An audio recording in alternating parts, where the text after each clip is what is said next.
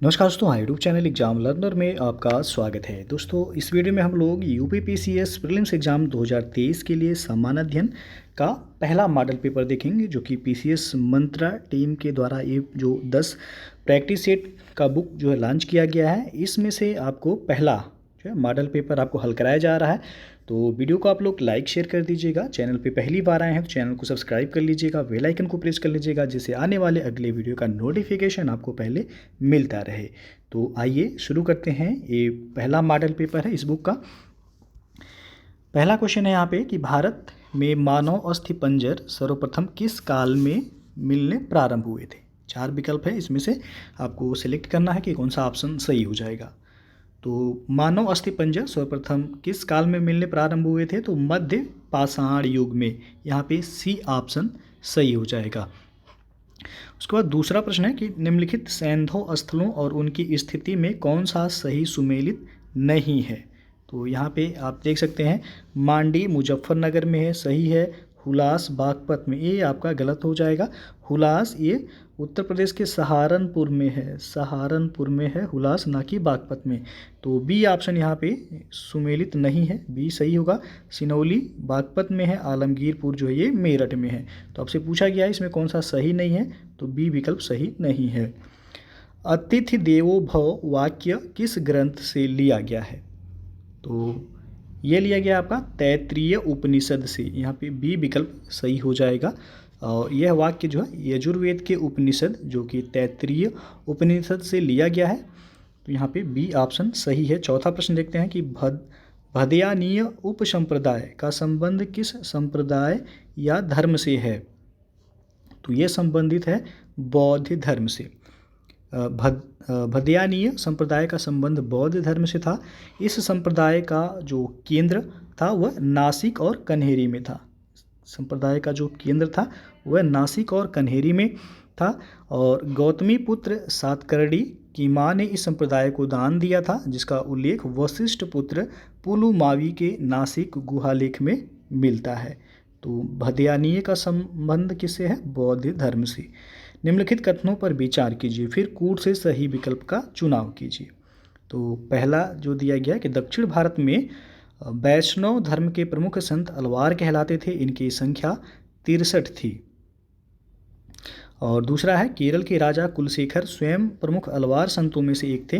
तीसरा है तिरुमंगई एक प्रसिद्ध अलवार संत थे जो कि संत बनने से पूर्व डाकू थे। तो आपको कूट से सेलेक्ट करना है कि कौन सा विकल्प यहाँ सही हो जाएगा।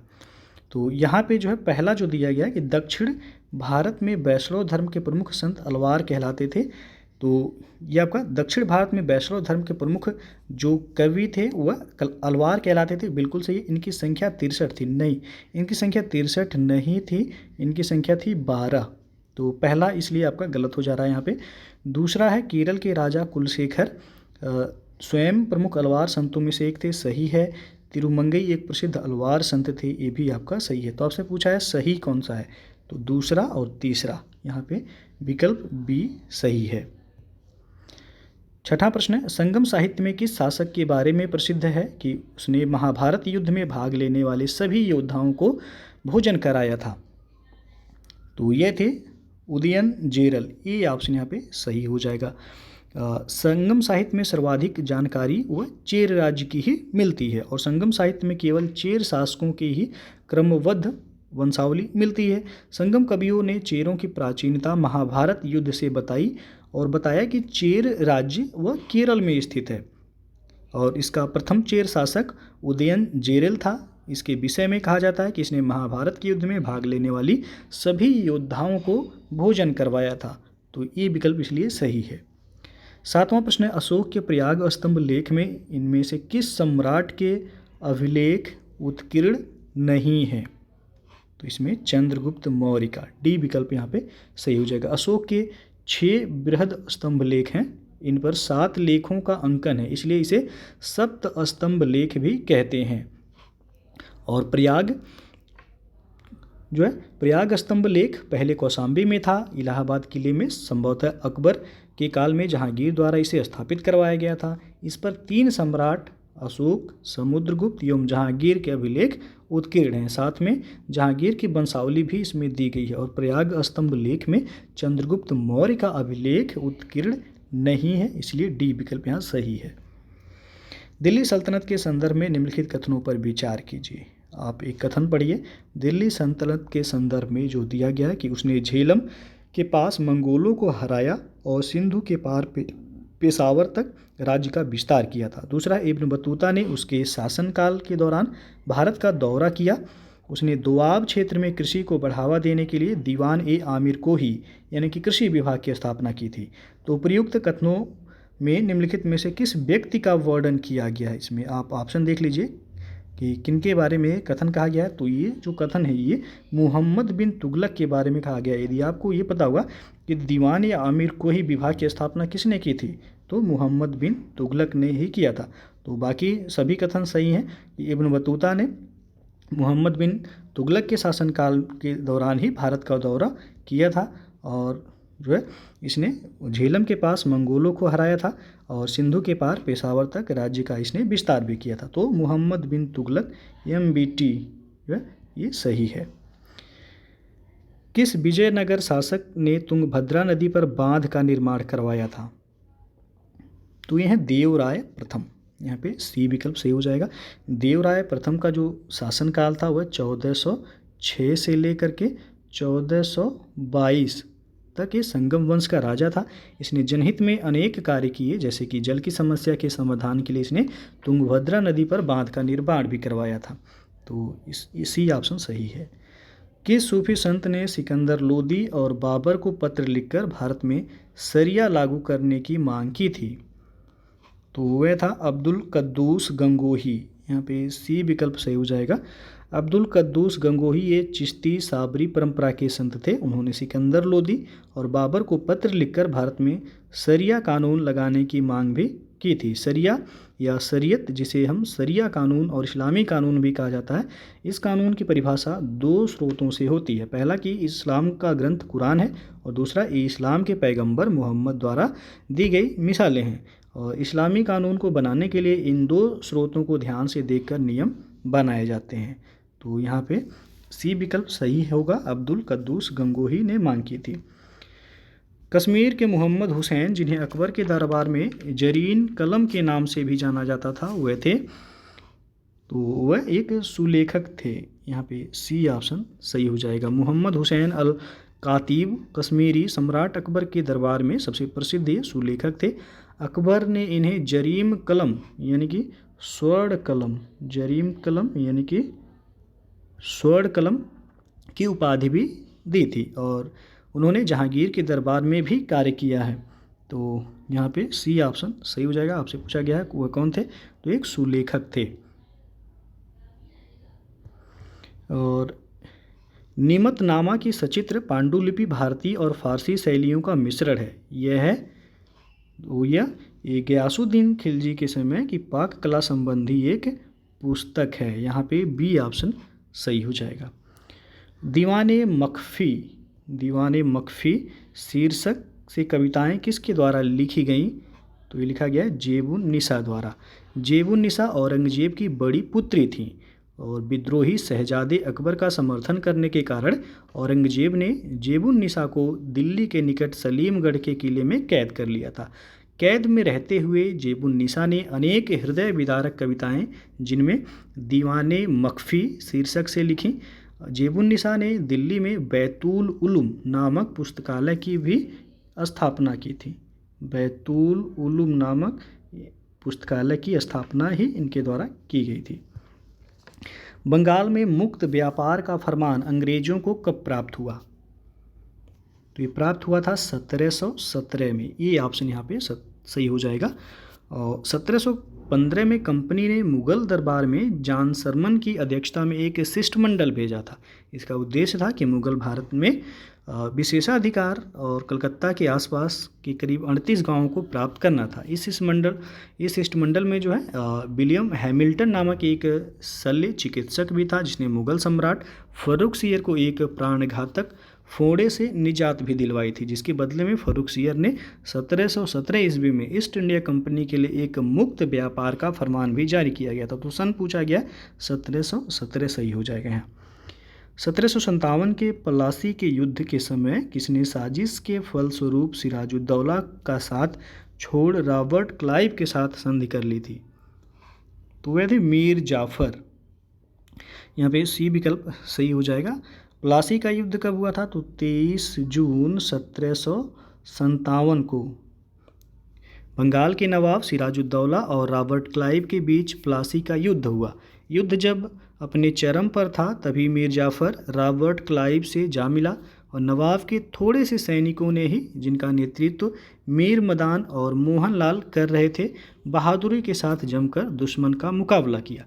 इसके बावजूद नवाब को भागने के लिए मजबूर होना पड़ा, किंतु वह पकड़ लिया गया और मीर जाफ़र के पुत्र मीरन ने मोहम्मद बेग द्वारा उसकी हत्या भी करवा दी थी और 29 जून 1757 को क्लाइव ने मीर जाफ़र को बंगाल का नवाब बना दिया।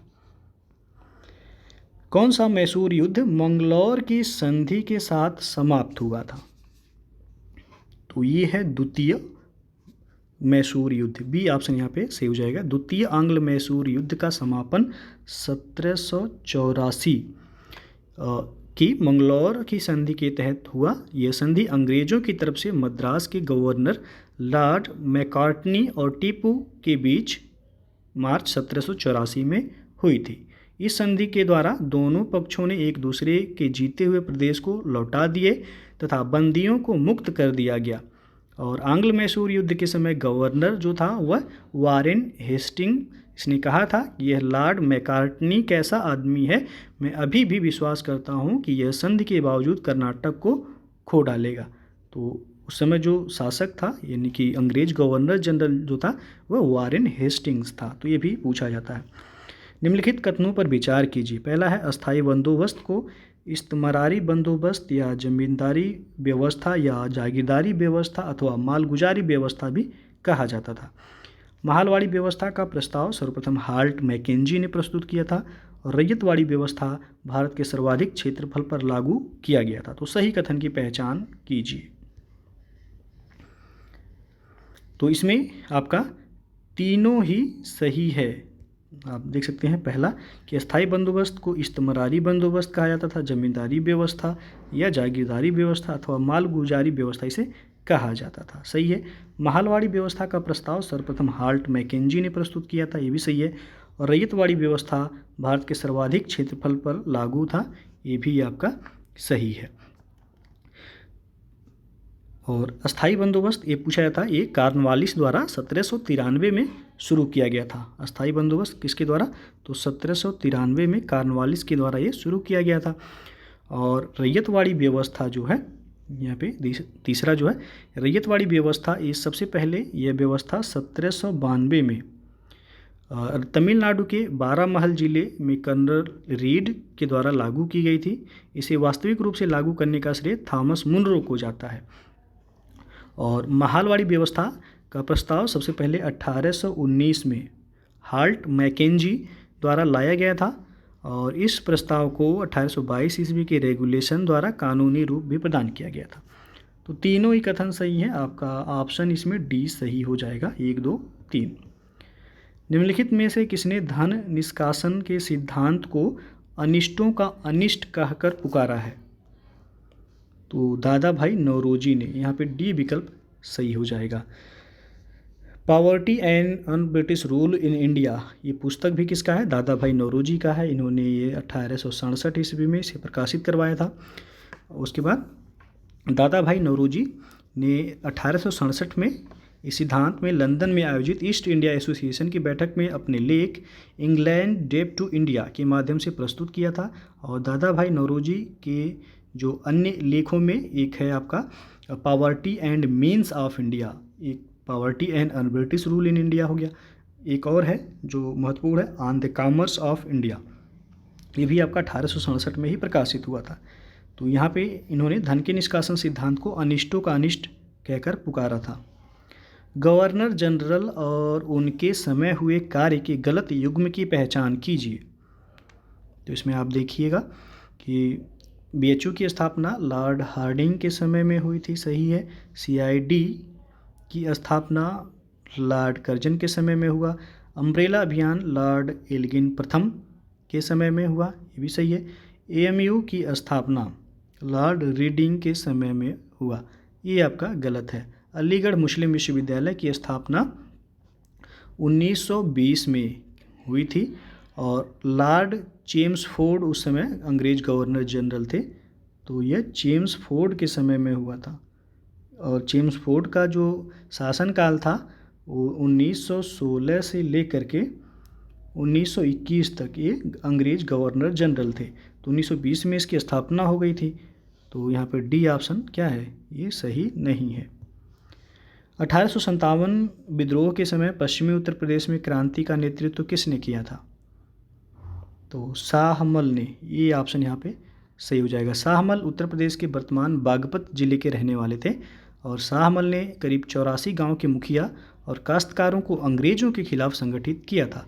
शाहमल के आदमियों ने सरकारी इमारतों पर हमला किया और नदी का पुल ध्वस्त कर दिया और पक्की सड़कों को खोद डाला, क्योंकि वे सरकारी फौजों का रास्ता रोकना चाहते थे। स्थानीय स्तर पर राजा कहलाने वाले शाहमल ने एक अंग्रेज अफसर के बंगले में डेरा डाला, उसे न्याय भवन का नाम दिया और वहीं से झगड़े और विवाद पर फैसला करने लगे और जुलाई 1857 में शाहमल को युद्ध में मार दिया गया था। तो पश्चिमी उत्तर प्रदेश का में नेतृत्व कौन किए थे? तो शाहमल ने किए थे। किस मुस्लिम सुधारवादी नेता ने खुद को कृष्ण और ईसा मसीह का अवतार होने का दावा किया है? तो यह मिर्ज़ा गुलाम अहमद, सी ऑप्शन यहाँ पे सही हो जाएगा। और रॉलेट समिति के सदस्यों में निम्नलिखित में से कौन शामिल नहीं था? तो इसमें जमुना लाल दास शामिल नहीं थे, डी ऑप्शन सही हो जाएगा। रॉलेट समिति या रॉलेट कमेटी 1917 में ब्रिटिश भारतीय सरकार द्वारा नियुक्त एक संविधान समिति थी, जिसके अध्यक्ष एक अंग्रेज न्यायाधीश सिडनी रॉलेट थे, जिनके नाम पे ही रॉलेट ये समिति इसका नाम पड़ा था। तो यहाँ पे उनमें जो सदस्य थे कुमार स्वामी शास्त्री, वेसिल स्कॉट, वर्ने लावर्ट थे। जमुना लाल दास जो है उसके सदस्य नहीं थे। जमुना लाल दास का जो संबंध होगा वह आपका 1919 में रॉलेट एक्ट जो लाया गया था, रॉलेट एक्ट के विरोध में गांधी जी द्वारा 1919 में स्थापित सत्याग्रह सभा के सदस्य थे जमुना लाल दास। जनजातीय लोगों के संबंध में सर्वप्रथम आदिवासी शब्द का प्रयोग किसके द्वारा किया गया था? तो आदिवासी शब्द का सबसे पहले प्रयोग ठक्कर बापा के द्वारा किया गया था। अमृतलाल विठल दास ठक्कर ये भारत के एक सामाजिक कार्यकर्ता थे और इन्हें अक्सर ठक्कर बापा के नाम से जाना जाता है। 1922 में उन्होंने भील सेवा मंडल की स्थापना की थी। तो यदि पूछा जाए भील सेवा मंडल की स्थापना किसने की थी, तो ठक्कर बापा ने ही किया था। और 1932 में वे महात्मा गांधी द्वारा स्थापित हरिजन सेवक संघ के महासचिव भी बनाए गए थे और उनके ही प्रयास से अक्टूबर 1947 को भारतीय आदिम जाति सेवक संघ की स्थापना भी की गई थी। तो इन्होंने सबसे पहले आदिवासी शब्द का प्रयोग किया था। भारत छोड़ो प्रस्ताव के निम्नलिखित में से किसने अनुशंसा की थी? तो पंडित जवाहरलाल नेहरू ने, यहाँ पे डी ऑप्शन सही हो जाएगा। लॉर्ड माउंटबेटन का वास्तविक नाम क्या था? इनका वास्तविक नाम था वेटनबर्ग, ये ऑप्शन सही हो जाएगा। और ये आपका उसने सम्राट जॉर्ज पंचम की सलाह पर बदलकर इन्होंने अपना नाम माउंटबेटन किया था और सम्राट ने माउंटबेटन को मार्किस ऑफ मिलफोर्ड हेवन की उपाधि भी प्रदान की थी। माउंटबेटन अपने प्रिय जहाज यार्क MW, इनके जहाज़ का जो नाम था यार्क MW 102, इसी से इन्होंने भारत आया था। तो यहाँ पे इनका मूल नाम पूछा गया, वास्तविक नाम वेटनबर्ग था और इन्होंने जॉर्ज पंचम की सलाह पे अपना नाम जो है लॉर्ड माउंटबेटन रखा था। निम्नलिखित कथनों पर विचार कीजिए। पहला दिया गया आर्कियोजोइक महाकल्प की चट्टानों में जीवाश्मों का पूर्णतः अभाव है। दूसरा है पृथ्वी पर जीवन की उत्पत्ति इसी महाकल्प में हुई थी। इसी महाकल्प में जीवों का पदार्पण स्थल भाग पर हुआ था। तो प्रयुक्त में से सही कथन कौन सा है? तो इसमें जो दिया गया है तीसरा कि इसी महाकल्प में जीवों का पदार्पण स्थल भाग पर हुआ था, ये गलत है। बाकी सभी सही है कि आर्कियोजोइक महाकल्प की चट्टानों में जीवाश्मों का पूर्णतः वह अभाव पाया जाता है, पहला सही है। पृथ्वी पर जीवन की उत्पत्ति इसी महाकल्प में हुई थी, आर्कियोजोइक में ही। तो पहला दूसरा तो सही है, तीसरा गलत है, आपसे सही पूछा गया, बी ऑप्शन यहाँ पे सही हो जाएगा। पृथ्वी की आंतरिक संरचना के संबंध में निम्नलिखित कथनों पर विचार कीजिए। पहला दिया गया पृथ्वी का औसत घनत्व 5.5 ग्राम घन सेंटीमीटर है। दूसरा है दबाव बढ़ने से इस घनत्व में वृद्धि होती है। तीसरा गहराई बढ़ने के साथ तापमान में भी वृद्धि होती है। तो उपयुक्त में से सही कथन कौन सा है? तो तीनों ही यहाँ पे सही हैं। पृथ्वी की आंतरिक संरचना के संदर्भ में जो दिया गया है कि पृथ्वी का औसत घनत्व जो है 5.5 ग्राम घन सेंटीमीटर होता है। दबाव बढ़ने से इसके घनत्व में वृद्धि होती है और गहराई बढ़ने के साथ तापमान में भी इसमें वृद्धि होती है। तो डी विकल्प सही होगा। चट्टान की परतों के बीच लावा के गुंबदाकार जमाव को निम्न में से क्या कहा जाता है?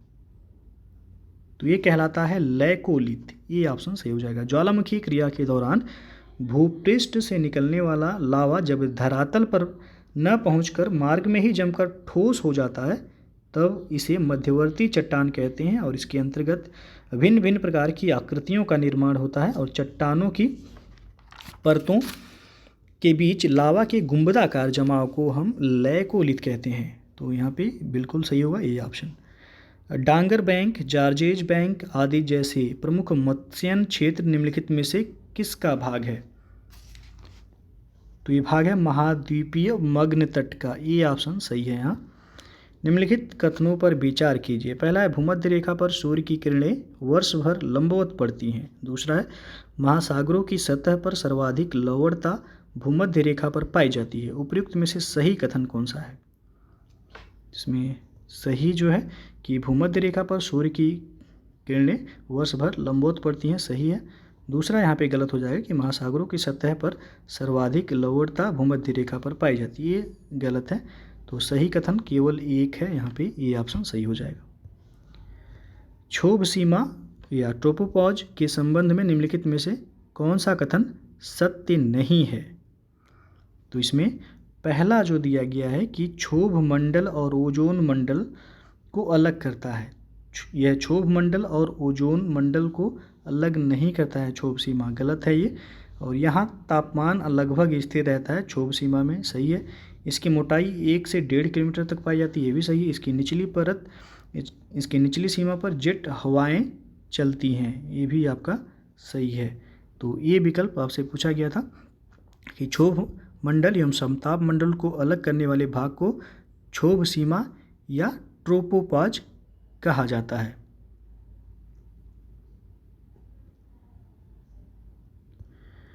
अगला क्वेश्चन आपका, निम्नलिखित पर विचार कीजिए।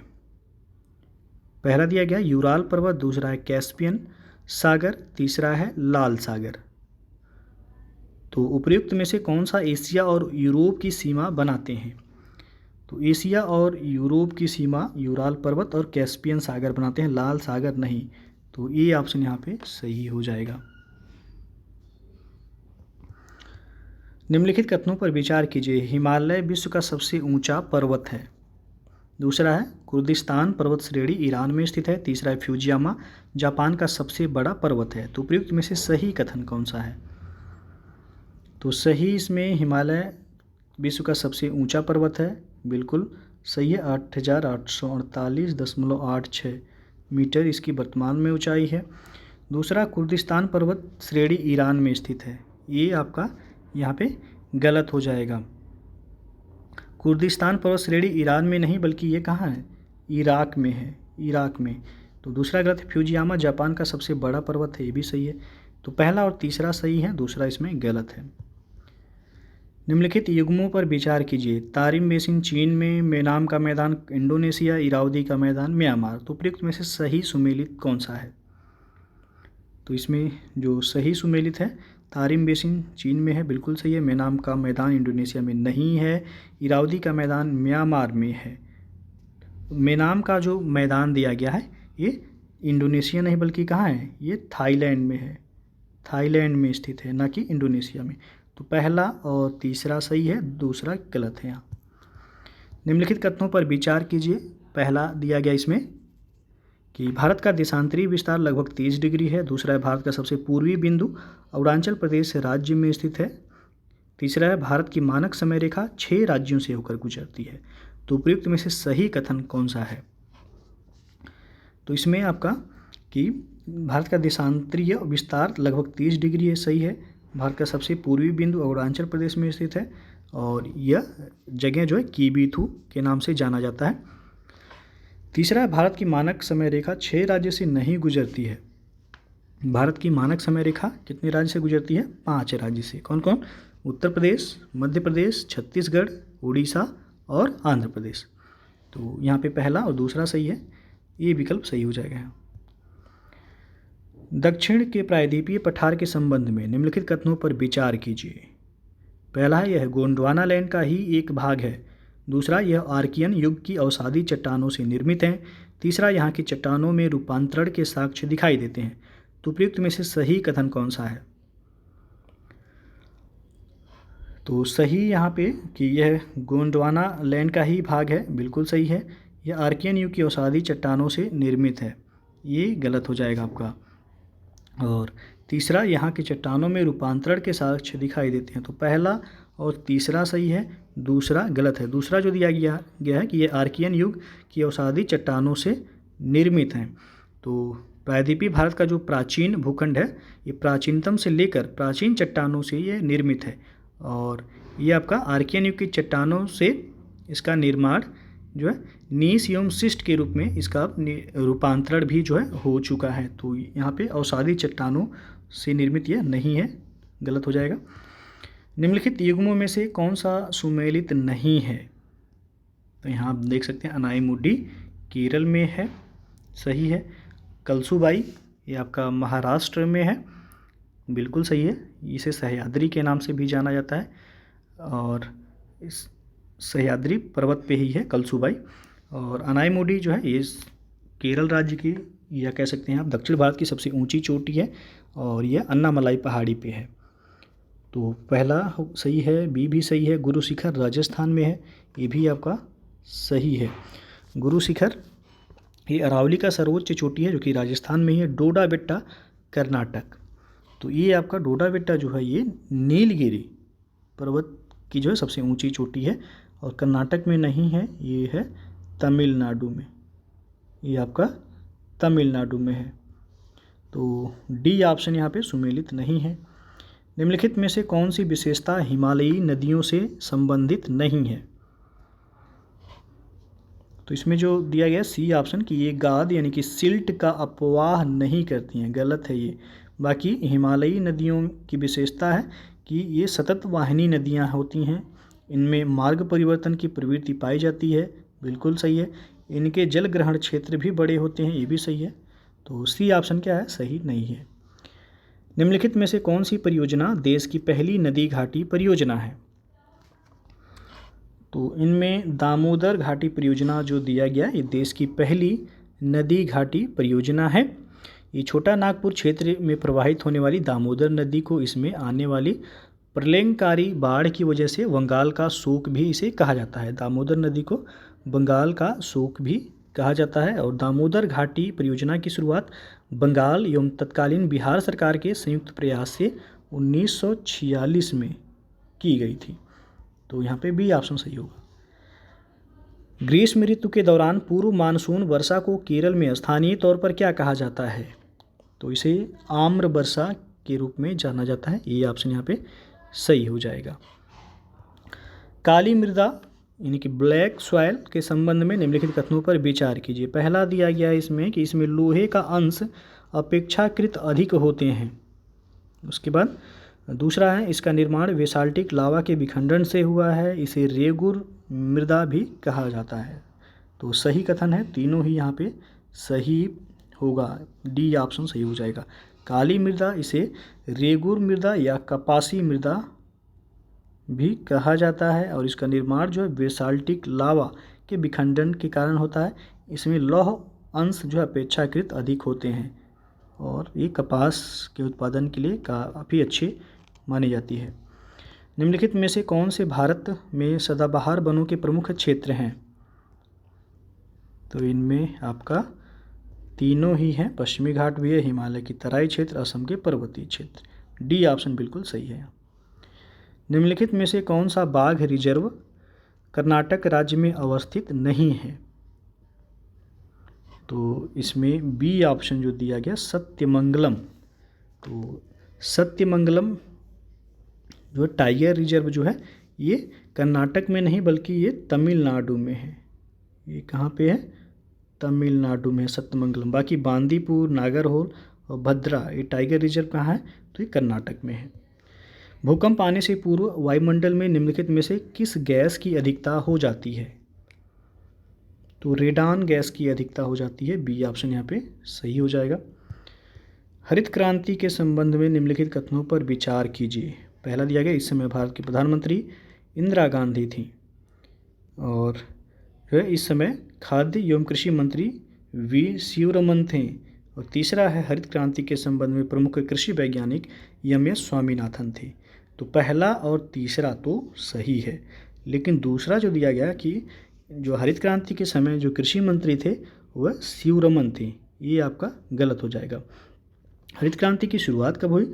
तो 1960 और 70 के दशक में इसकी शुरुआत हुई थी। 66-67 में हरित क्रांति की शुरुआत हुई थी। और हरित क्रांति का महत्वपूर्ण विकास इंदिरा गांधी के प्रधानमंत्रित्व काल में ही हुआ था। उस समय खाद्य एवं कृषि मंत्री जो थे वह सुब्रमण्यम थे, सी सुब्रमण्यम थे, ना कि बी शिवरमन थे, इसलिए दूसरा यहाँ पे गलत हो जाएगा। और जो कृषि वैज्ञानिक थे प्रोफेसर एम.एस. स्वामीनाथन थे और इनको हरित क्रांति का जनक भी कहा जाता है। तो पहला और तीसरा तो सही है यहाँ पे, तो विकल्प इसमें सी सही होगा। मध्य प्रदेश की बालाघाट, छिंदवाड़ा, पेटी निम्नलिखित में से किस खनिज के उत्पादन से संबंधित है? तो ये मैग्नीज के उत्पादन से संबंधित है। यहाँ पे डी ऑप्शन सही हुआ। निम्नलिखित में से कौन सा युग्म सुमेलित नहीं है? तो बी ऑप्शन जो दिया गया कोरबा ताप विद्युत गृह उड़ीसा, ये आपका गलत है। यहाँ पे नेवेली ताप विद्युत गृह कहाँ है? तमिलनाडु में है। हरदुआगंज ताप विद्युत गृह उत्तर प्रदेश में है। रामागुंडम ताप विद्युत गृह आंध्र प्रदेश में है, ये सही है आपका। लेकिन जो यहाँ पे दिया गया कोरबा ताप विद्युत गृह ये छत्तीसगढ़ में है, उड़ीसा में नहीं है बल्कि ये छत्तीसगढ़ में है कोरबा। बाकी सभी यहाँ पे सही सुमेलित हैं। द्वितीय पंचवर्षीय योजना काल में निम्नलिखित में से कहाँ पर एक लौह इस्पात कारखाने की स्थापना नहीं की गई थी? तो इसका सही विकल्प हो जाएगा ए ऑप्शन बोकारो में। द्वितीय पंचवर्षीय योजना काल के दौरान 3 स्थानों पर सार्वजनिक क्षेत्र के लौह इस्पात कारखानों की स्थापना की गई थी। दुर्गापुर जो कि पश्चिम बंगाल में है, यहाँ पे किया गया था। और ये आपका ब्रिटेन की सहायता से इसकी स्थापना की गई थी। ये भी प्रश्न बनता है किसकी स्थापना से? तो यूके यानी कि ब्रिटेन की सहायता से यहाँ पे स्थापित किया गया। भिलाई में स्थापना हुई थी। भिलाई कहाँ है? छत्तीसगढ़ में। तो ये सोवियत संघ के सहयोग से यहाँ पे स्थापना हुआ था। भिलाई कहाँ है? छत्तीसगढ़ में। छत्तीसगढ़ में राउरकेला में भी स्थापित किया गया था, ये उड़ीसा में है। और ये जर्मनी के सहयोग से, यहाँ पे जर्मनी के सहयोग से राउरकेला में लौह इस्पात कारखाना स्थापित किया गया था। तो बोकारो जो है यहाँ पे सही हो जाएगा। और ये बोकारो में तृतीय पंचवर्षीय योजना काल के दौरान यहाँ पे सोवियत संघ की सहायता से जो है कारखाना स्थापित किया गया था। तो दूसरे पंचवर्षीय योजना में नहीं बल्कि इसमें तीसरे पंचवर्षीय योजना में शुरू हुआ था। भारत की जनगणना 2011 के संबंध में निम्नलिखित कथनों पर विचार कीजिए। पहला दिया गया, इस बार की जनगणना का स्लोगन हमारी जनगणना हमारा भविष्य था। दूसरा है, यह स्वतंत्रता के बाद की 7वीं जनगणना है। तीसरा, जनगणना कार्य हेतु भारत की जनगणना आयुक्त डॉक्टर सी चंद्रमौली हैं। तो उपयुक्त में से सही कथन कौन सा होगा? तो इसमें आपका जो सही कथन है तीनों है, क्योंकि जनगणना का जो स्लोगन था 2011 का, हमारी जनगणना हमारा भविष्य था, और यह स्वतंत्रता के बाद की 7वीं जनगणना थी। और उस समय जनगणना आयुक्त जो थे डॉक्टर सी चंद्रमौली थे। तो तीनों ही सही है, डी ऑप्शन यहाँ सही होगा। भारत की जनगणना 2011 के अनुसार देश में सर्वाधिक जनसंख्या वृद्धि दर वाला जिला कौन सा है? तो वह था कुरंग कुमे जिला। बी ऑप्शन यहाँ पे सही हो जाएगा। जनगणना 2011 के अनुसार देश में सर्वाधिक जनसंख्या वृद्धि दर वाला जिला अरुणाचल प्रदेश का ये कुरंग कुमे जिला है। ये ध्यान दीजिएगा, ये अरुणाचल प्रदेश में है और यहाँ का जनसंख्या वृद्धि दर जो है करीब 111.01% था, तो सर्वाधिक जो कि था। भारतीय संविधान में राष्ट्रपति के चुनाव की प्रक्रिया किस देश के संविधान से ली गई है? तो ये लिया गया आयरलैंड से। यहाँ पे सी ऑप्शन सही हो जाएगा। राष्ट्रपति के चुनाव की प्रक्रिया आयरलैंड के संविधान से लिया गया। इसके अलावा राज्य के नीति निर्देशक तत्व भी यहीं से लिए गए हैं और राज्यसभा के सदस्यों की नामांकन प्रणाली भी आयरलैंड के संविधान से लिया गया है। तो सी विकल्प सही है।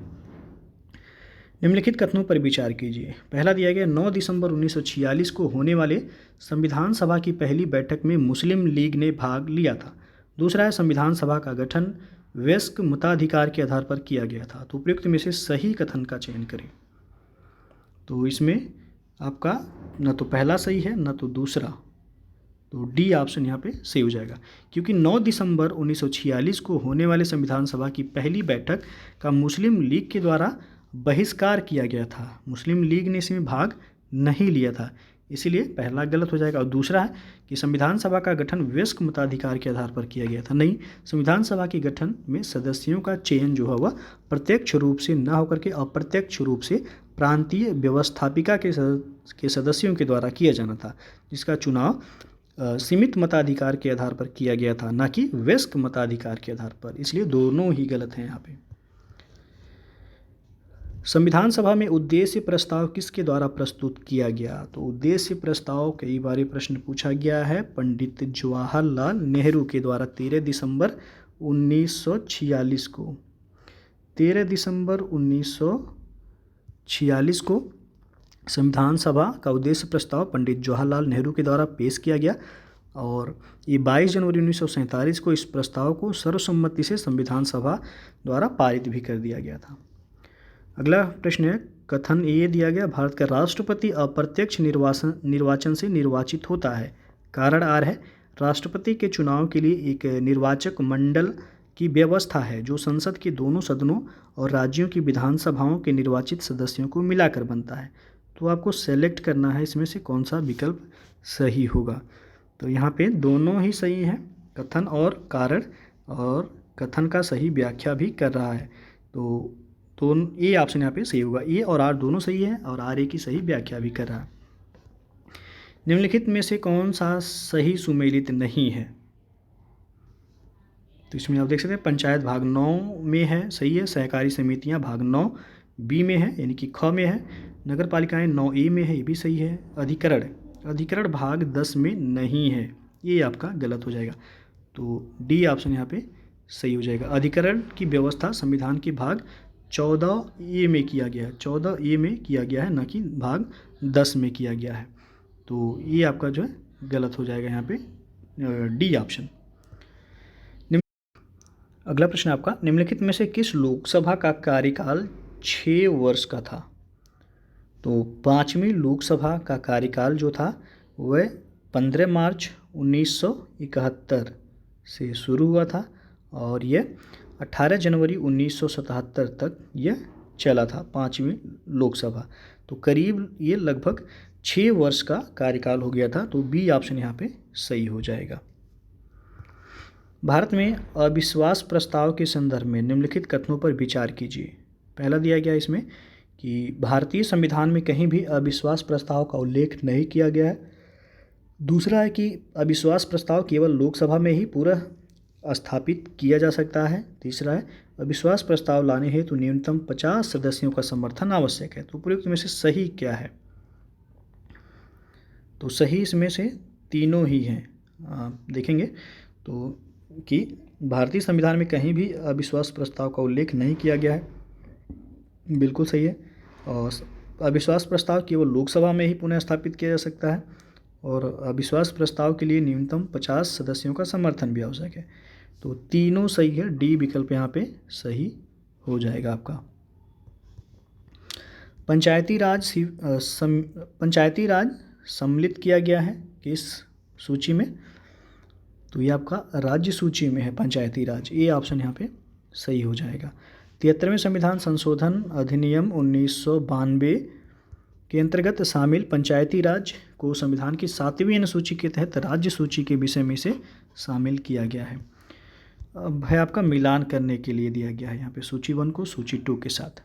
तो दल बदल कानून ये 52वां संविधान होगा, 52वां संविधान संशोधन। यहाँ पे ए का हो जाएगा दूसरा। और ये आपका 1985 में हुआ था, 1985 में। मताधिकार की आयु 21 वर्ष से घटाकर 18 वर्ष किया गया। मताधिकार की आयु 21 वर्ष से घटाकर 18 वर्ष किया गया। ये 61वां संविधान संशोधन अधिनियम के तहत ये 18 वर्ष इसमें है, 21 वर्ष से 18 वर्ष किया गया था घटा के मताधिकार की आयु। तो 61वां संविधान संशोधन अधिनियम 1988 के द्वारा जो है 21 से 18 वर्ष कर दिया गया था इसे। तो यहाँ पे ए का हो जाएगा दूसरा, बी का हो जाएगा पहला। न्यायिक पुनरीक्षण की शक्ति तो यह 38वां संविधान संशोधन था, सी का हो जाएगा यहाँ पे चौथा। और लास्ट में है राज्य को पुनर्विभाषित किया गया। तो राज्य को पुनर्विभाषित किया गया था 18वां संविधान संशोधन। तो डी का हो जाएगा तीसरा, 2143। 2143 ऑप्शन में यहाँ पे ये विकल्प भी सही है। भारत के नियंत्रक एवं महालेखा परीक्षक का कार्यकाल होता है तो यह होता है 6 वर्ष तक का, बी ऑप्शन सही हो जाएगा। और भारत के संविधान के अनुच्छेद में देखा जाए तो भारत के नियंत्रक एवं महालेखा परीक्षक यानी कि कैग का जो वर्णन है वो आर्टिकल 148 में दिया गया है। निम्नलिखित कथनों पर विचार कीजिए। पहला दिया गया इसमें कि किसी राज्य के राज्यपाल के विरुद्ध पदावधि के दौरान किसी न्यायालय द्वारा कोई भी दांडिक कार्यवाही नहीं की जा सकती है। और दूसरा है किसी राज्य के राज्यपाल की परिलब्धियां और भत्ते उसकी पदावधि के दौरान कम नहीं किए जा सकते हैं। तो नीचे दिए गए कूट के आधार पर उपयुक्त कथनों में से कौन सा सही है? तो यहाँ पे आप देख सकते हैं तो दोनों ही सही हैं। राज्यपाल के संदर्भ में जो दिया गया है कि राज्यपाल के विरुद्ध पदावधि के दौरान यानी कि पद पे रहते हुए न्यायालय द्वारा कोई भी दांडिक कार्यवाही नहीं की जा सकती है उनके ऊपर, बिल्कुल सही है। और किसी राज्य के राज्यपाल की परिलब्धियां और भत्ते उसकी पदावधि के दौरान कम नहीं किए जा सकते हैं, तो दोनों ही सही है। भारत की संचित निधि का प्रावधान किस अनुच्छेद के तहत किया गया है? तो ये है आपका अनुच्छेद 266 के तहत भारत की संचित निधि का प्रावधान किया गया है। और यह एक ऐसी निधि है जिसमें सभी प्राप्तियां जमा होती हैं और सभी भुगतान किए जाते हैं। संचित निधि से कोई भी धन संसद की विधि के अतिरिक्त निर्गत यानी कि निकाला नहीं जा सकता है बिना संसद की अनुमति के। कथन ये है कि संविधान के अनुच्छेद 129 के अनुसार उच्चतम न्यायालय अभिलेखीय न्यायालय है। कारण आर है उच्चतम न्यायालय को अवमानना के मामलों में दंड देने की शक्ति प्राप्त है। तो ऑप्शन कौन सा इसमें सही होगा? बी ऑप्शन सही हो जाएगा कि ए और आर दोनों सही है, परंतु आर ए की सही व्याख्या नहीं कर रहा है, क्योंकि संविधान के अनुच्छेद 129 के अनुसार देखा जाए तो उच्चतम न्यायालय एक अभिलेख न्यायालय है, बिल्कुल सही है। और सर्वोच्च न्यायालय के निर्णय कार्यवाहियाँ और कार्य सतत स्मृति और गवाही के लिए भी दर्ज किए जाते हैं। उन्हें कानूनी मिसाल और कानूनी संदर्भ के रूप में भी पहचाना जाता है। जबकि अनुच्छेद 129 के तहत अवमानना के लिए दंडित करने की उसकी शक्ति एक संवैधानिक शक्ति है जिसे किसी भी कानून द्वारा समाप्त नहीं किया जा सकता है। इसलिए जो है यहाँ पे व्याख्या उसका सही नहीं है। अगला क्वेश्चन है आपका कौन सा सुमेलित नहीं है? अनुच्छेद है फिर प्रावधान दिए गए हैं। तो इसमें आप पहला जो है 243 सी में है पंचायतों की संरचना, 243 डी में है पंचायतों में आरक्षण, 243 जी में है पंचायतों की करारोपण की शक्ति, 243 आई में है सदस्यता के लिए निरर्हताएँ। ये आपका गलत हो जाएगा। 243 आई में जो दिया गया है यहाँ पे हम देख सकते हैं तो 243 आई पंचायतों की वित्तीय स्थिति के पुनरावलोकन के लिए वित्त आयोग के गठन का ये प्रावधान करता है। तो डी ऑप्शन क्या है? सुमेलित नहीं है। राष्ट्रपति को पद से हटाने के लिए महाभियोग का प्रावधान संविधान के किस अनुच्छेद में किया गया है? तो ये आपका अनुच्छेद 61 में है, बी ऑप्शन यहाँ पे सही हो जाएगा। अनुच्छेद 61 के तहत राष्ट्रपति को पद से हटाने के लिए महाभियोग का प्रावधान किया गया है। धन विधेयक के संदर्भ में निम्नलिखित कथनों पर विचार कीजिए। पहला है संविधान का अनुच्छेद 110 धन विधेयक का प्रावधान करता है, तो ये तो बिल्कुल सही है। अनुच्छेद 110 में धन विधेयक संबंधी प्रावधान दिए गए हैं। यह संसद के किसी भी सदन में लाया जा सकता है, नहीं, गलत हो जाएगा आपका यहाँ पे। यह संसद के किसी भी सदन में नहीं बल्कि लोकसभा, ये राष्ट्रपति की सलाह पर केवल लोकसभा में ही लाया जा सकता है, किसी भी सदन में नहीं। दूसरा गलत है। राष्ट्रपति इसे स्वीकार या अस्वीकार कर सकता है लेकिन संसद को पुनर्विचार के लिए नहीं लौटा सकता है। तो पहला और तीसरा सही है, दूसरा गलत है, आपसे सही पूछा गया है, तो 1 और 3 इसमें सही हैं। अंतर्राज्यीय परिषद का प्रावधान किस अनुच्छेद के तहत किया गया है? तो यह अनुच्छेद 263 के तहत। मूल अधिकारों से संबंधित निम्नलिखित कथनों पर विचार कीजिए। पहला, इन्हें न्यायालय में चुनौती दी जा सकती है। दूसरा है यह अधिकार भारतीय एवं विदेशी दोनों नागरिकों को प्राप्त है। तो उपयुक्त में से सही क्या है? तो सही तो दोनों है, सी ऑप्शन यहाँ पे सही हो जाएगा। मूल अधिकार के अतिक्रमण पर न्यायालय में चुनौती दी जा सकती है, बिल्कुल सही है। कुछ मौलिक अधिकार केवल भारतीयों को प्राप्त हैं तो कुछ मौलिक अधिकार विदेशी नागरिकों को भी प्राप्त हैं।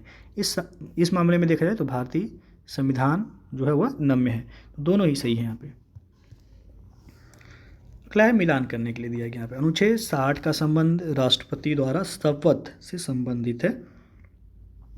अनुच्छेद 90 ये राज्यसभा के उपसभापति को हटाने से है, तो बी का हो जाएगा तीसरा। अनुच्छेद 94 में है स्पीकर को हटाना, तो सी का है दूसरा। अनुच्छेद 155 में है राज्य के राज्यपाल की नियुक्ति, डी का हो जाएगा चौथा। 1, 3, 2, 4, तो 1, 3, 2, 4 यानी कि पहला ही विकल्प सही है। निम्नलिखित में से कौन सही सुमेलित नहीं है? तो इसमें आप देख सकते हैं डी विकल्प की 5वीं अनुसूची राज्यसभा में सीटों का आवंटन से संबंधित दिया गया है, तो ये आपका यहाँ पे गलत हो जाएगा। राज्यसभा में सीटों का आवंटन जो है 4थी अनुसूची में है, 4th अनुसूची में है, ना कि 5वीं में। 5वीं अनुसूची में अनुसूचित जाति और जनजातियों के क्षेत्रों के प्रशासन के बारे में इसमें दिया गया 5वीं में। बाकी दूसरी अनुसूची संवैधानिक प्राधिकारियों के वेतन से संबंधित है। तीसरी अनुसूची शपथ का प्रारूप है। 7वीं अनुसूची में विधायी शक्तियों का वितरण दिया गया है। हाल ही में मुख्यमंत्री योगी आदित्यनाथ ने किस शहर में एशिया की पहली पैथोजेन रिडक्शन मशीन का लोकार्पण किया? तो यह किया गया लखनऊ में, ये ऑप्शन सही होगा। अप्रैल 2023 में आयोजित होने वाले खेलो इंडिया नेशनल यूनिवर्सिटी गेम्स का आयोजन निम्न में से किस शहर में आयोजित नहीं होगा? तो ये प्रयागराज में इसका आयोजन नहीं होगा, यहाँ पे डी ऑप्शन सही हो जाएगा। और पहला नेशनल यूनिवर्सिटी गेम्स का आयोजन जो हुआ था वह उड़ीसा में हुआ था 2020 में। तो इस बार जो खेलो इंडिया यूनिवर्सिटी गेम्स का आयोजन होगा वह उत्तर प्रदेश में, और उत्तर प्रदेश के लखनऊ, बनारस और गोरखपुर जिले में इसका आयोजन किया जाएगा, प्रयागराज में नहीं है। भारत का 53वां एवं उत्तर प्रदेश का चौथा टाइगर रिजर्व कौन बना? तो यहाँ पे डी ऑप्शन सही होगा, उपयुक्त में से कोई नहीं, क्योंकि उत्तर प्रदेश के जो रानीपुर, नाम याद रखिएगा, रानीपुर टाइगर रिजर्व, इसको भारत का 53वां टाइगर रिजर्व घोषित किया गया। इसके साथ ही उत्तर प्रदेश भी जो है, उत्तर प्रदेश में भी 4 टाइगर रिजर्व अब हो गए हैं, और दुधवा टाइगर रिजर्व है, पीलीभीत टाइगर रिजर्व है, अमनगढ़ टाइगर रिजर्व, और ये चौथा आपका रानीपुर टाइगर रिजर्व सही। तब उत्तर प्रदेश में 4 टाइगर रिजर्व हो गए हैं, और ये भारत का याद रखिए 53वां टाइगर रिजर्व है। सितंबर 2022 में उत्तर प्रदेश मंत्रिमंडल ने राज्य योजना आयोग का पुनर्गठन किया। राज्य योजना आयोग को पुनर्गठन के बाद किस नाम से जाना जाएगा? तो राज्य परिवर्तन आयोग के नाम से इसे जाना जाएगा, डी ऑप्शन सही होगा। हाल ही में उत्तर प्रदेश के पहले फ्लोटिंग सोलर संयंत्र से विद्युत उत्पादन शुरू हुआ। यह फ्लोटिंग सोलर संयंत्र किस जिले में स्थित है? तो यह औरैया जनपद में है, डी ऑप्शन यहाँ पे सही हो जाएगा, और यह एनटीपीसी के द्वारा जो है स्थापित चौथा फ्लोटिंग संयंत्र है।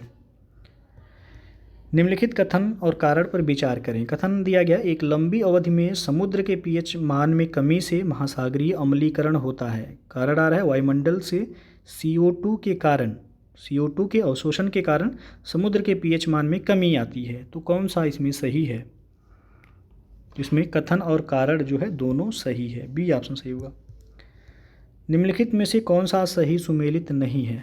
आप देख सकते हैं, मानव पर्यावरण पर संयुक्त राष्ट्र सम्मेलन 1976 में हुआ था। उसके बाद दिया गया कि पर्यावरण और विकास पर संयुक्त राष्ट्र सम्मेलन 1992, वियना कन्वेंशन 1985, मॉन्ट्रियल प्रोटोकॉल 1987। कौन सा सुमेलित नहीं है? तो इसमें पहला ही सुमेलित नहीं है। मानव पर्यावरण पर संयुक्त राष्ट्र सम्मेलन UNCHE 1976 यहाँ पे दिया गया है। तो ये आपका यहाँ पे गलत है। UNCHE जिसे स्टॉकहोम सम्मेलन के नाम से भी इसे जाना जाता है, और ये मानव पर्यावरण पर संयुक्त राष्ट्र सम्मेलन था जिसे 1972 में इसका आयोजन हुआ था, ना कि 1976 में। तो पहला गलत है, बाकी सभी सही हैं यहाँ पे। मिशन इनोवेशन के संबंध में क्या असत्य है? मिशन इनोवेशन, तो असत्य पूछा गया है आपसे कि भारत इसका सदस्य नहीं है। गलत है, भारत इसका सदस्य है। मिशन इनोवेशन का संस्थापक सदस्य है भारत। इसमें कुल 22 देश हैं और यूरोपीय यूनियन भी इसमें शामिल है। 2015 में पेरिस समझौते के साथ प्रारंभ हुए मिशन इनोवेशन में कुल 7 मिशन इसमें शामिल किए गए हैं। तो बाकी सभी सही हैं, इसमें सी ऑप्शन सही नहीं है। हाल ही में एक जन आंदोलन के रूप में प्रारंभ किया गया मिशन लाइफ किससे संबंधित है? तो पर्यावरण संरक्षण से संबंधित है मिशन लाइफ। यहाँ पे डी ऑप्शन सही हो जाएगा। कार्बन बॉर्डर टैक्स के संबंध में कौन सा कथन असत्य है? तो इसमें जो डी विकल्प दिया गया है कि भारत कार्बन बॉर्डर टैक्स का समर्थन देने वाले देशों में शामिल है, ये आपका गलत है।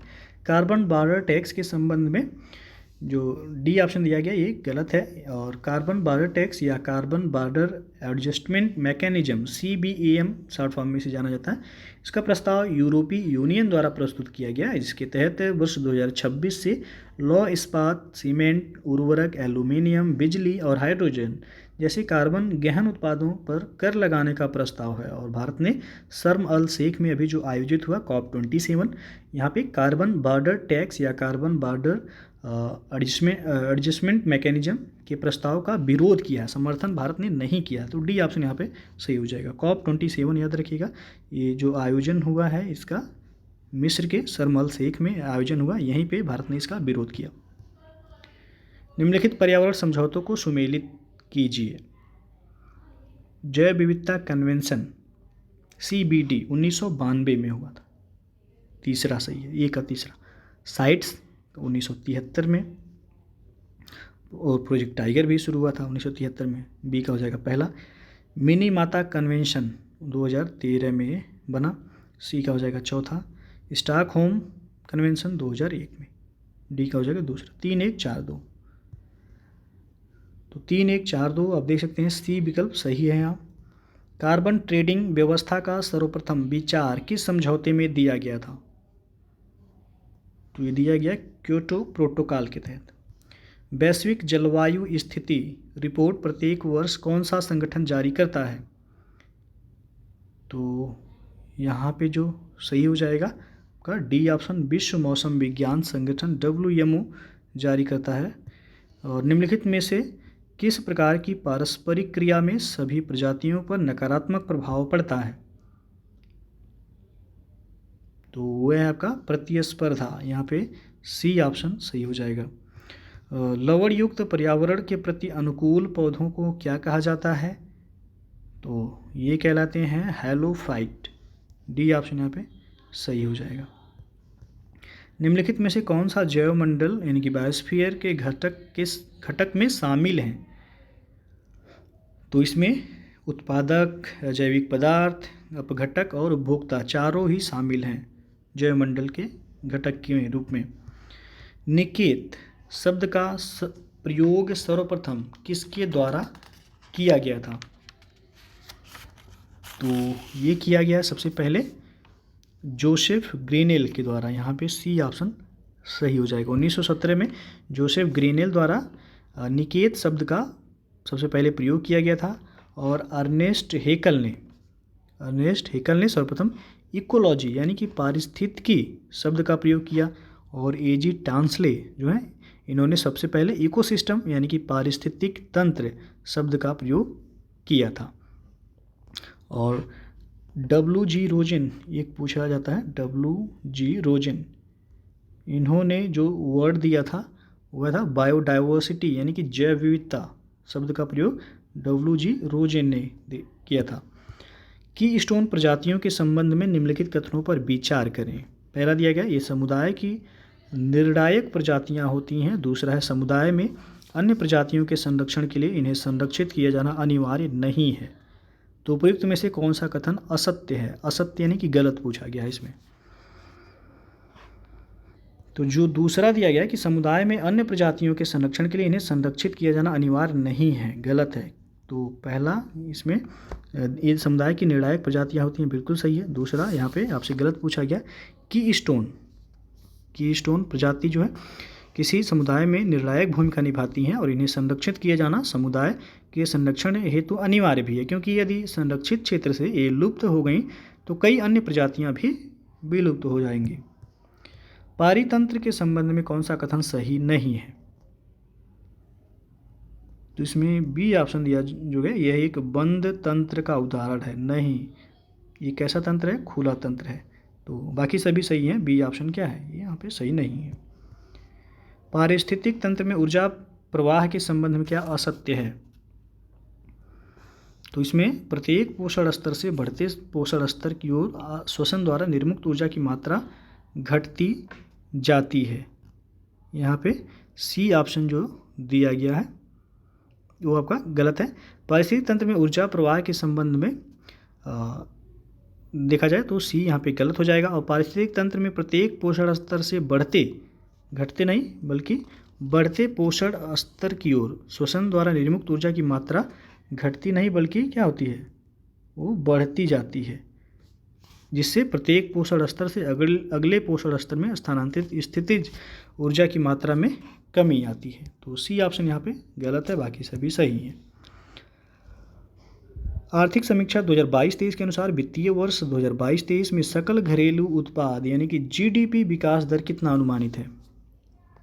तो यह 7%। बी ऑप्शन यहाँ पे सही हो जाएगा। आर्थिक समीक्षा 2022-23 के अनुसार वर्तमान में भारत की कितनी जनसंख्या बहुआयामी गरीबी से ग्रस्त है? तो ये 16.4%। यहाँ पे सी ऑप्शन सही होगा। केंद्रीय बजट 2023-24 के द्वारा PM गरीब कल्याण अन्न योजना की अवधि को कितना बढ़ा दिया गया है? तो यह बढ़ाया गया है यहाँ पे 1 वर्ष तक। केंद्रीय बजट 2023-24 में कृषि वर्धक निधि की घोषणा किसके लिए की गई है? तो ये किया गया है एग्री स्टार्टअप्स के लिए। बी ऑप्शन यहाँ पे सही होगा। भारत में किस समिति द्वारा गरीबी रेखा निर्धारण हेतु संशोधित मिक्स्ड रेफरेंस पीरियड अपनाने की अनुशंसा की गई है?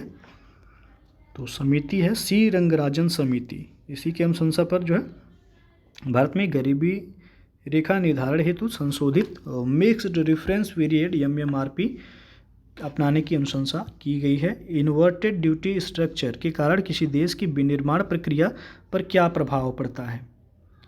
तो इसमें जो है आपका प्रभाव जो पड़ता है कि विनिर्माण प्रक्रिया में तेज़ी आती है, नहीं गिरावट आती है, ये सही है। और विनिर्माण प्रक्रिया में प्रतिस्पर्धा बढ़ती है, नहीं प्रतिस्पर्धा जो है इसमें घटता है। तो 2 और 4 सही है, 1 और 3 गलत है। तो यहाँ पे बी ऑप्शन सही हो जाएगा, 2 और 4।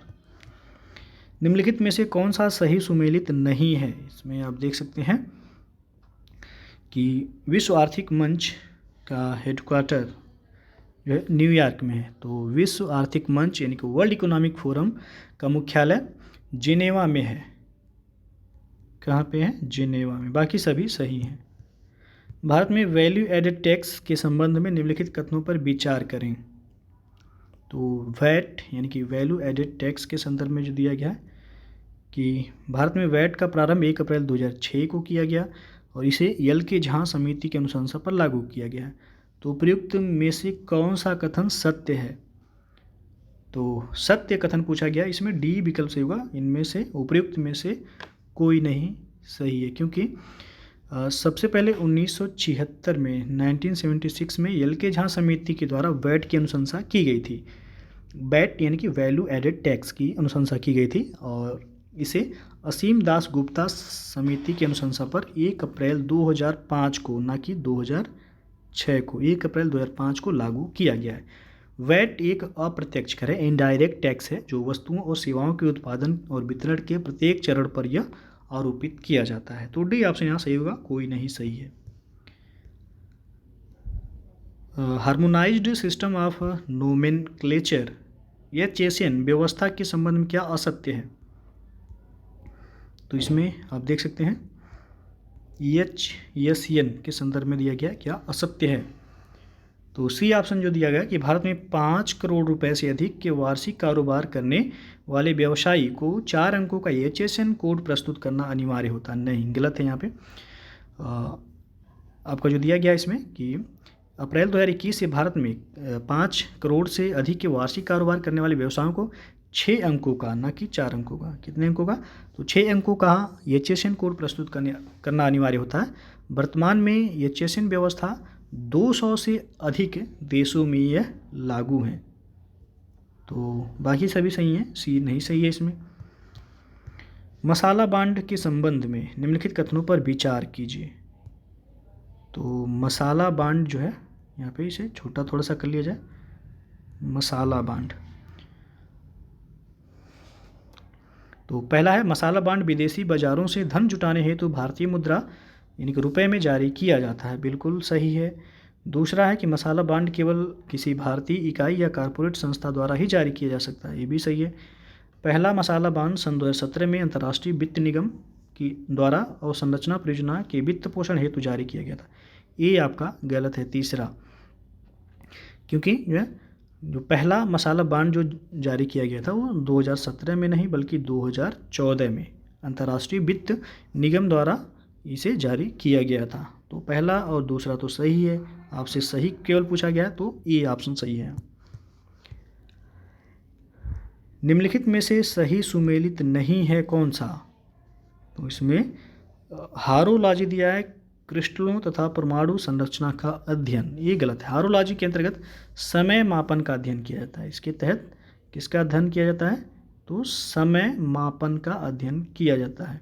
बाकी सभी यहाँ पे सही है। होलोग्राफी किसी वस्तु का त्रिविमीय चित्र यानी कि 3D चित्र प्राप्त करने का विधि अध्ययन है होलोग्राफी। एपिग्राफी शिलालेख का अध्ययन है। सीरेंडिपिटी अचानक हो जाने वाली खोज है। एक समान मोटी छड़ के एक सिरे पर कुछ भार रख देने पर उसके गुरुत्व केंद्र पर क्या प्रभाव पड़ेगा?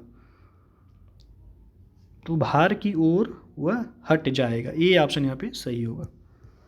वर्षा के बाद आकाश में बनने वाला इंद्रधनुष निम्नलिखित में से किस घटना के कारण बनता है? तो ये यहाँ पे प्रकाश का अपवर्तन, प्रकाश का परावर्तन, प्रकाश का पूर्ण आंतरिक परावर्तन, इन सभी के कारण बनता है इंद्रधनुष। निम्नलिखित पर विचार कीजिए।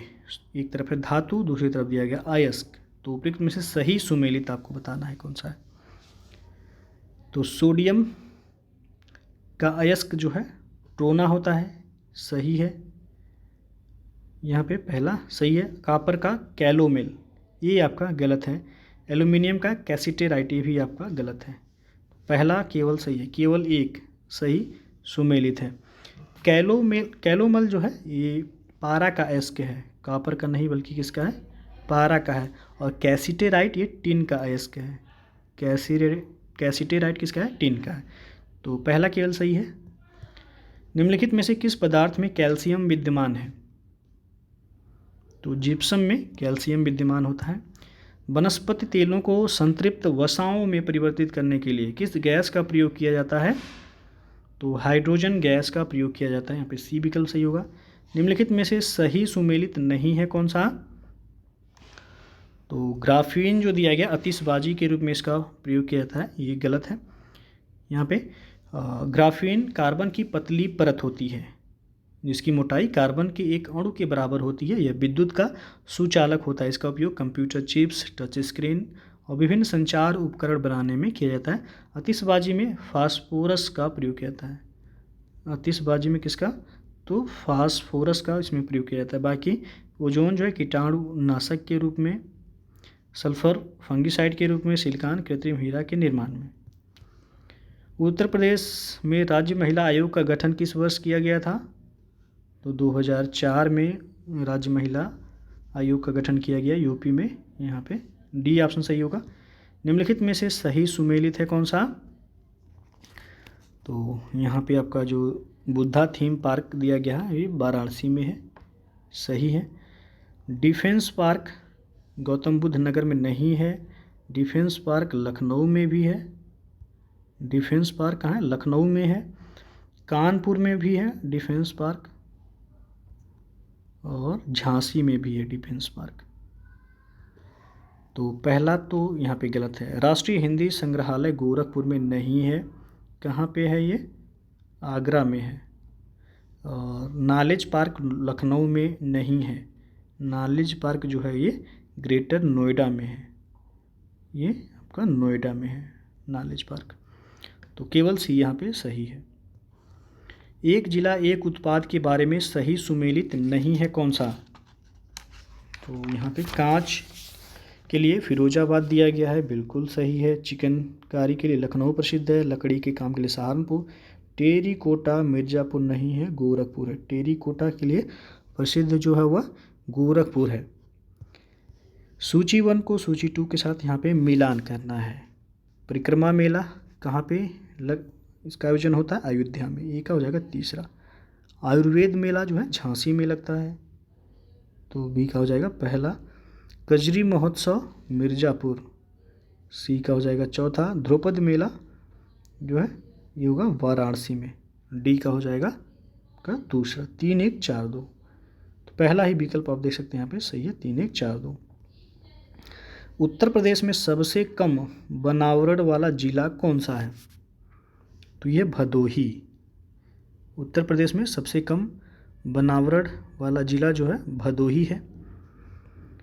उसके बाद नीचे 2 कथन दिए गए हैं, एक को कथन तथा दूसरे को कारण आर कहा गया। कथन ये है, अधिकांश विटामिन मानव शरीर में संश्लेषित नहीं किए जाते हैं। कारण आर है, मानव अंग केवल अनिवार्य सूक्ष्म पोषक का ही संश्लेषण करते हैं। तो इसमें आपका ये तो सही है, लेकिन जो है बी यहाँ पे आर जो दिया है कारण ये गलत है। तो बी ऑप्शन से होगा, ये सही है और आर गलत है, क्योंकि मानव शरीर सभी अनिवार्य सूक्ष्म पोषकों का संश्लेषण नहीं करता है। तो आर इसलिए गलत हो जाएगा। निम्नलिखित में से कौन सा कवक बीजों पर संग्रहित होता है और कैंसर जनक पदार्थ उत्पन्न करता है? तो यह एस्परजिलस फ्लेवस, बी ऑप्शन यहाँ पे सही हो जाएगा। ये फफूंद बीजों पर संग्रहित करके कैंसर जनक पदार्थ उत्पन्न करता है। निम्नलिखित में से कौन सा पादप हार्मोन पौधों की जीर्णता को विलंबित करता है? तो यह साइटोकाइनिन, सी ऑप्शन सही है। निम्नलिखित में से सही सुमेलित नहीं है कौन सा? तो पहला जो दिया गया है भिंडी जो है क्रूसिफेरी कुल का दिया गया है, ये मालवेसी कुल से संबंधित है। भिंडी जो है ये मालवेसी कुल से संबंधित है। आलू सोलेनेसी कुल का है। गाजर अम्बेली पेरी कुल का है। सीताफल जो है कुकुरबिटेसी कुल का है। जीव विज्ञान की किस शाखा में मस्तिष्क के विभिन्न आयामों का अध्ययन किया जाता है? तो ये फ्रेनोलॉजी के तहत इसका अध्ययन किया जाता है। डी ऑप्शन यहाँ पे सही हो जाएगा। सार्कोलॉजी जो दिया गया पेशियों का अध्ययन किया जाता है, इसके तहत पेशियों का अध्ययन किया जाता है। और हिपेटोलॉजी जो दिया गया है, तो हिपेटोलॉजी यकृत का अध्ययन है। किसका है? यकृत का अध्ययन है, यकृत। और कैलोलॉजी जो है ये आपका मानव सौंदर्य का अध्ययन। कैलोलॉजी जो है मानव सौंदर्य का अध्ययन कैलोलॉजी कहलाता है। तो आपसे पूछा गया है क्या, जीव विज्ञान की किस शाखा के तहत मस्तिष्क के विभिन्न आयामों का अध्ययन किया जाता है? तो फ्रेनोलॉजी के तहत। केंद्रीय तंत्रिका का विकास भ्रूण की किस कोशिका से होता है? तो ये होगा एक्टोडर्म, ये ऑप्शन यहाँ पे सही हो जाएगा। केंद्रीय तंत्रिका तंत्र का विकास भ्रूण के एक्टोडर्म से होता है, मेसोडर्म से मेरुदंड का विकास होता है। मेसोडर्म से किसका होता है? तो मेरुदंड का इससे विकास होता है। अगला जो प्रश्न है आपका, निम्नलिखित में सही सुमेलित नहीं है कौन सा? तो इसमें आप देख सकते हैं एक्सोसिटस जो दिया है सर्प मीन, तो एक्सोसिटस जो है ये उड़न मीन होता है, ये उड़न मीन होता है। और सर्प मीन जो होता है वह आपका एग्यूला होता है, सर्प मीन जो है एग्यूला होता है। तो बी ऑप्शन जो है यहाँ पे सही होगा। केंद्रीय टसर अनुसंधान प्रशिक्षण संस्थान कहाँ स्थित है? तो यह रांची में है, सी ऑप्शन सही होगा।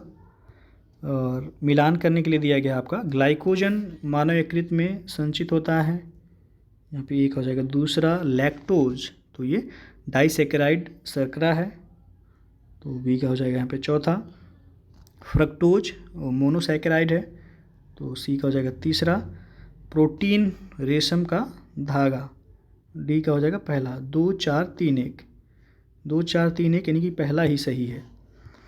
निम्नलिखित में से कौन सा वसीय अम्ल मनुष्य के लिए सर्वाधिक अनिवार्य होता है? तो यह लाइनोलिक अम्ल, यहाँ पे सी ऑप्शन सही हो जाएगा। और निम्नलिखित में से सही सुमेल है कौन सा?